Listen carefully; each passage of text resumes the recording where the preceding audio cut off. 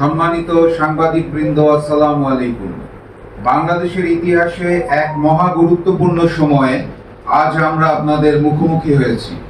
আপনারা সকলেই অবগত আছেন যে গণহত্যাকারী ফ্যাসিস্ট শেখ হাসিনা দেশ ছেড়ে পালিয়ে যাওয়ার পরে সকলের সম্মিলিত সিদ্ধান্তে অন্তর্বর্তী সরকার তাদের দায়িত্ব গ্রহণ করেছিল।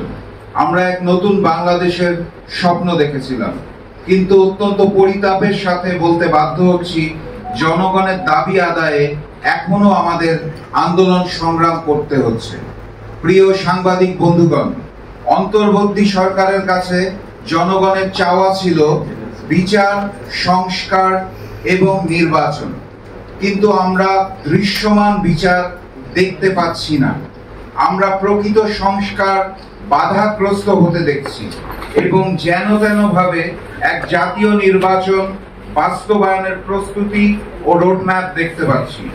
গতানুগতিক জুলাই ঘোষণাপত্রের পর আইনগত ভিত্তি এবং বাস্তবায়নের পরিকল্পনাবিহীন এক জুলাই সনদের পরিকল্পনা দেখতে পাচ্ছি, যা অগ্রহণযোগ্য এবং অত্যন্ত দুঃখজনক।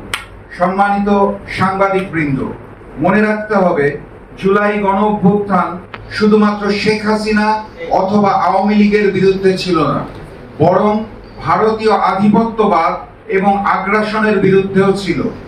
ভারতীয় আওয়ামী ষড়যন্ত্র এখনো চারপাশ থেকে আমাদের ঘিরে রেখেছে, অথচ অন্তর্বর্তী সরকারের পক্ষ থেকে কোনো পদক্ষেপ দেখা যাচ্ছে না। এমনকি দিল্লিতে রাষ্ট্রীয় মর্যাদায় রাজকীয় আশ্রয়ে থাকা ফ্যাসিস্ট শেখ হাসিনাকে দেশে ফিরিয়ে আনার ব্যাপারেও কোনো জোরালো ভূমিকা অন্তর্বর্তী সরকারের পক্ষ থেকে আমরা দেখতে পাচ্ছি না। প্রিয় সাংবাদিক বন্ধুগণ, লড়াই ছাড়া মেহনতি জনতার মুক্তি নাই। গণ আন্দোলন ব্যতীত আমাদের আর কোনো পথ খোলা নাই। আর তাই সবার সামনে আমরা আমাদের জাতপাত 7টি দাবি উপস্থাপন করছি। প্রথম দাবি, জুলাই সনদের বাড়িতে জাতীয় নির্বাচন আয়োজন করতে হবে। 2 নম্বর দাবি, গণহত্যাকারী ফ্যাসিস্ট শেখ হাসিনাকে ভারত থেকে ফিরিয়ে এনে বিচারের মুখোমুখি করার জন্য কার্যকরী জোরালো পদক্ষেপ গ্রহণ করতে হবে। আমাদের 3 নম্বর দাবি, পিলখানা, শাপলা, মোদি বিরোধী আন্দোলন, জুলাই সহ সকল গণহত্যা ও আওয়ামী আমলে সংগঠিত জুলুম, নির্যাতন, দুর্নীতির বিচার দৃশ্যমান করতে হবে।